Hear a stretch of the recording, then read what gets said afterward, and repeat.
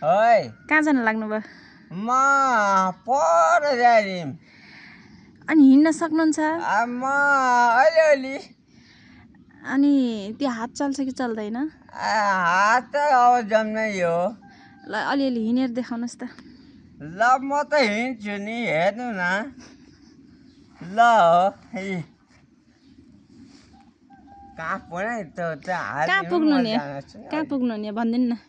म पर उसले कान्छामालाई बोलाउन आएको थियो, हजुर। त्यहाँ त्यतिसम्म जाने। खाना खानुभयो? खाना त अब खै अहिले एकछिनपछि 1-2 बजीतिर खाइन्छ। बिहान नास्ता खानुभयो कि नै? नास्ता त्यही चिया खाइए थियो गर। अरू केही खानुभयो कि नै? अरू के खाने त? अनि को हुनुहुन्छ घरमा? भाउजू हुनुहुन्छ, अरू को भाउजू हुनुहुन्छ? हुन्छ, नातिनी छे। ए अनि अहिले कहाँ हुनुहुन्छ त भाउजू? अहिले भाउजू बुतुल। किन? खै दबाई गर्न जानुभएको छ। के को दबाई हो? खै के को दबाई हो थाहा छैन। अहिले घरमा एक्लै हुनुहुन्छ? अहिले म एक्लै छु।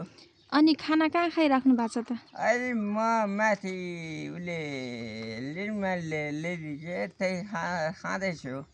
ए भनेपछि घरमा अहिले कोही हुनुहुन्न होइन? यस्तो अनि एक्लै बसिराख्नु भएको छ? हजुर। अनि खुट्टाले त हिँड्नै सक्नुहुन्न त अनि कसरी हिँड्ने डुल्ने कसरी अनि बसिराख्नु भएको छ? अहिले त म त अहिले यस्तै हो, अब उमिन सकिनँ बोकार। अब उमिन नसकेपछि घोसेर भए पनि हिँड्छु। हेर्नु त साथीहरू, यस्तो दर्दनाक कथा। यहाँको घरमा कोही हुनुहुन्न अरे, एकदम हात पनि चल्दैन। हात देखाउनु त। हातै यस्तै छ यी। ल हेर्नुहोस् गाइस, यस्तो यस्तो गराउनुहोस् त यस्तो। हुँदै हुन्न न। अनि हात पनि त्यस्तो अपाङ्ग छ, खुट्टा पनि अपाङ्ग छ। घरमा चाहिँ एकदम कठिन छ होइन।